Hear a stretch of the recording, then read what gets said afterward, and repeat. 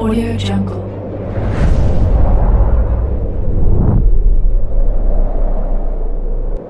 Yo, balik lagi bersama Mimin di Manhwa TV.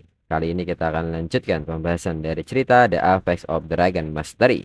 Mimin infokan kembali bagi teman-teman yang ingin menonton video terbaru lebih cepat, silahkan bergabung menjadi member di channel ini dengan biaya 5.000 per bulannya. Jika tidak, teman-teman bisa bersabar lebih dulu selama 2-3 hari untuk menonton video tersebut. Tanpa berlama-lama, yuk kita masuk ke disclaimer dulu.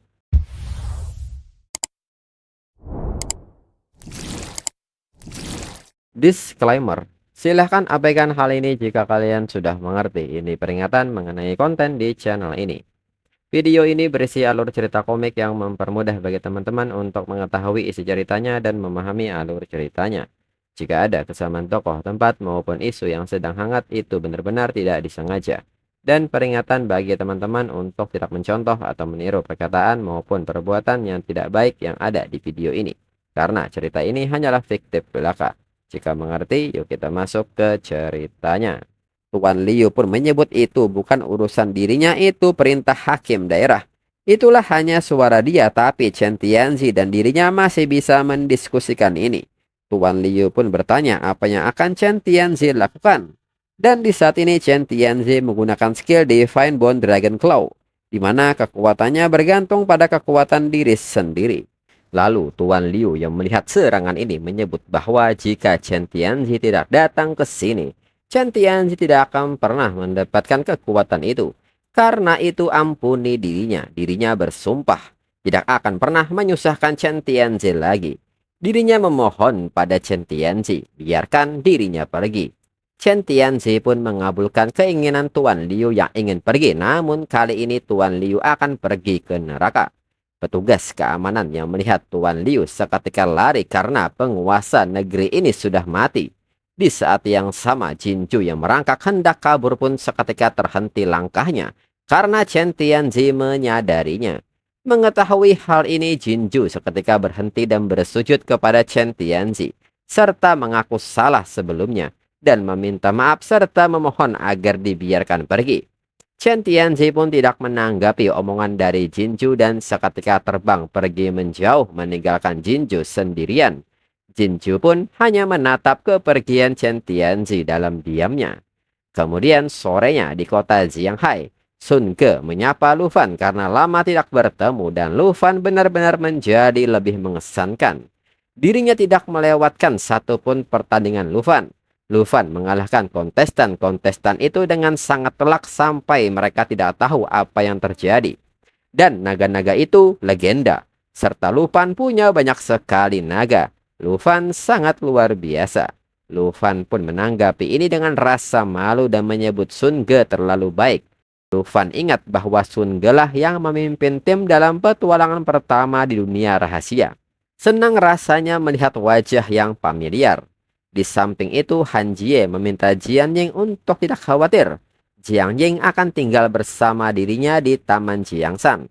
Itu sedikit hadiah dari Lu Fan karena menjadi top skor terbanyak. Belum ada satupun dari mereka yang pernah menginap di sana. Lalu Xiaoman pun menghela napasnya dan mengatakan bahwa sudah lama sejak terakhir kali dirinya melihat ibu dan ayahnya. Dirinya bertanya-tanya apakah mereka merindukan putri mereka yang manis dan penuh perhatian. Qiu Qiu pun meminta mereka memberi dirinya waktu untuk beristirahat. Pamannya menelpon kemarin dan bilang akan menyiapkan pesta kekaisaran untuk menyambut Xiaoman pulang hari ini. Sangat tidak tahu berterima kasih. Di samping itu, sebuah berita mengatakan bahwa dalam berita terbaru, krisis pasang surut binatang skala besar dalam perbatasan kerajaan Taiki telah resmi dinyatakan berakhir. Namun penguasa bangsa Tuan Liu secara tragis melakukan pengorbanan heroik selama pertempuran saat memimpin perlawanan dan melindungi warga negara. Xiaoman pun kaget mendengar hal ini dan bertanya apakah itu benar-benar berakhir, dan ini sangat membosankan menurutnya. Dirinya kira gelombang buas ini pasti akan memusnahkan negara ini. Lalu Han Jie pun menyebut bahwa negara Taiki pasti sering berganti penguasa. Sepertinya posisi itu tidak beruntung. Lu Fan menanggapi hal ini dan mengatakan bahwa mungkin dirinya memicu semacam kutukan. Dalam pikiran Lufan, gelombang besar yang memusnahkan suatu negara, bahkan negara seperti Taiki, sangat tidak mungkin.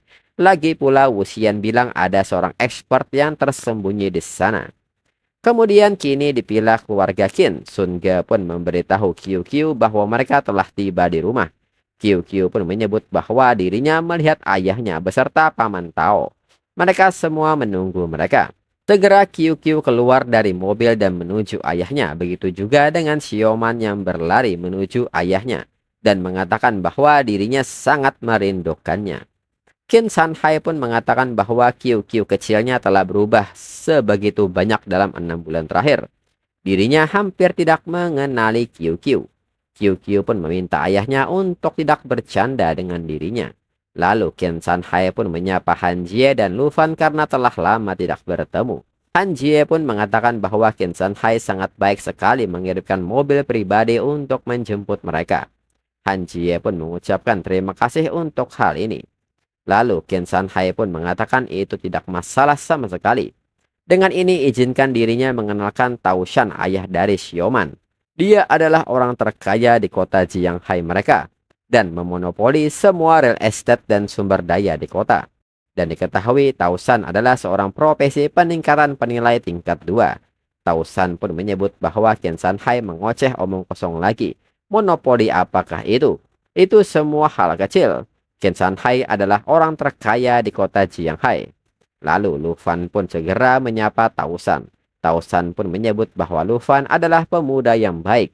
Dirinya sering mendengar putrinya di telepon mengatakan betapa baiknya Lufan merawatnya, membawanya untuk naik level dan bahkan berbagi peralatan dengannya. Sioman pun seketika malu dan meminta ayahnya untuk berhenti berbicara. Qin Sanhai pun tidak pernah bermimpi Lufan akan membawa Qiu Qiu ke level 40. Tao Shan juga menyebut bahwa Lufan juga membantu Sioman berubah menjadi kelas tersembunyi. Kedua keluarga mereka harus berterima kasih kepada Lufan. Lufan pun mengatakan bahwa itu tidak sama sekali. Mereka berdua terlalu menyanjungnya. Wajar saja jika mereka saling membantu. Sioman segera mengoreksi hal ini dan menyebut bahwa dirinya berubah ke kelas tersembunyi melalui kerja kerasnya sendiri. Sioman pun meminta Lufan untuk tidak berpikir bahwa dirinya selalu menyanjung Lufan di depan ayahnya. Dirinya hanya menyebutnya sekali beberapa kali, itu saja. Lufan pun mengerti. Kembali ayah dan ibu Sioman menyebut Sioman terlalu keras kepala tentang harga dirinya. Tapi Sioman tidak bisa bersikap kasar seperti itu di masa depan. Sioman pun seketika meminta ayah ibunya untuk berhenti. Lalu Qin Sanhai pun meminta mereka mencukupkan hal ini. Sudah malam dan mereka pasti lelah karena perjalanan. Sebaiknya mereka semua beristirahat. Besok pagi Tao Shan dan dirinya akan mengadakan pesta penyambutan untuk semua orang. Lalu Tao Shan meminta Lufan untuk memberi mereka kehormatan. Beri mereka kesempatan untuk mengucapkan terima kasih. Lufan pun meminta mereka untuk tidak khawatir. Dirinya pasti akan ke sana. Dengan ini mereka akan kembali lebih dulu. Dan sampai jumpa besok lagi. Qin Sanhai pun mengatakan kepada Sun Ge bahwa dirinya akan merepotkan Sun Ge sekali lagi untuk membawa mereka kembali ke Taman Jiangshan. Sun Ge pun mengerti dan mereka pun pergi. Lalu Qiu Qiu pun mengucapkan terima kasih kepada ayahnya karena sudah perhatian. Karena teman dirinya merasa ditinggalkan. Qin Sanhai pun mengatakan maka di masa depan Qiu Qiu jangan berani-berani mengatakan kepada dirinya bahwa Qiu Qiu terlalu lambat dalam penyerapan. Lalu Lufan pun meminta maaf kepada Jian Ying untuk beberapa saat yang lalu. Dirinya seharusnya memperkenalkan Jian Ying pada mereka. Jian Ying pun menyebut itu tidak apa-apa. Dirinya masih agak baru di tempat ini. Han Jie pun meminta Jian Ying untuk tidak khawatir. Mereka menetap beberapa hari lagi. Dirinya akan mengajak Jian Ying jalan-jalan. Jian Ying akan terbiasa sedikit demi sedikit. Lalu Sun Ge mengatakan bahwa mereka bahkan tidak perlu waktu 2 hari. Taman Jiangshan sudah siap sejak lama. Lufan pun kaget mendengarnya. Melihat respon mereka, Sun Ge mengerti mereka tidak tahu. Qin Sanhai mengirim orang untuk merawat dan membersihkan Taman Jiangshan setiap minggu. Itu selalu disimpan dalam keadaan di mana Lufan dapat pindah kapan saja. Lufan pun menyebut bahwa itu sangat membantu. Lufan pun menitip pesan ucapan terima kasih kepada Sun Ge. Sun Ge pun tertawa dan mengatakan bahwa akan lebih baik Lu Fan yang mengatakannya secara langsung pada jamuan makan besok. Han Jie pun memberitahu Jian Ying bahwa itu adalah rumah baru mereka. Jian Ying pun menilai ini sangat luar biasa. Kemudian keesokan paginya di sebuah restoran berbintang di kota baru Shanghai, Lu Fan pun berpikir bahwa dirinya ceroboh. Dirinya baru setuju kemarin tanpa berpikir. Bagaimana bisa berubah menjadi situasi seperti ini? Tao San pun mulai mengatakan sesuatu yang baik kepada Lu Fan mengenai sioman, serta menawarkan minuman beralkohol. Lu Fan pun mengucapkan terima kasih untuk hal ini tapi dirinya tidak minum. Namun Ken San Hai pun tidak ingin kalah dengan Tao San dan membicarakan QQ juga di hadapan Lu Fan. Hingga pada akhirnya Tao San menawarkan anaknya secara langsung kepada Lu Fan dan meminta Lu Fan untuk memperhatikannya baik-baik, dan hal yang sama juga dilakukan oleh Ken San Hai. QQ pun seketika malu dan meminta ayahnya untuk menghentikan ini.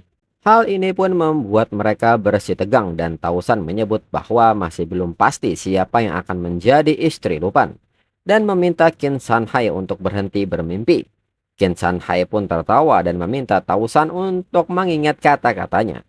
Ketika pernikahan mereka tiba, Tao San harus datang meskipun itu berarti menang dan mempermalukan diri sendiri. Lu Fan pun merasa tidak enak tentang hal ini dan meminta mereka berdua untuk tenang. Han Jie pun menyebut bahwa Lu Fan sangat bahagia. Sedangkan Jian Ying hanya diam tidak menghiraukan hal ini hingga Jian Ying selesai makan. Ken San Hai dan Tao San pun kini melirik kepada Jian Ying. Mereka menganggap bahwa Jian Ying adalah saingan ketiga dari putri mereka. Ancaman yang misterius dan elegan. Kecantikan yang tinggal bersama dengan Lu Fan. Mereka berdua menyadari sepertinya ada lebih banyak pesaing daripada yang mereka duga. Dengan ini mereka akan menghentikan perdebatan ini dulu sementara. Masih banyak yang harus dilakukan. Lalu setelah perjamuan di Taman Jiangsan, Han Jie pun bertanya mengapa Lu Fan berjalan lebih cepat. Apakah Lu Fan sedang terburu-buru? Mungkinkah karena apa yang dikatakan mereka di meja tadi? Jian Ying pun menyebut bahwa mungkin Lu Fan diam-diam bahagia. Lu Fan pun meminta mereka untuk tidak membahas topik ini lagi.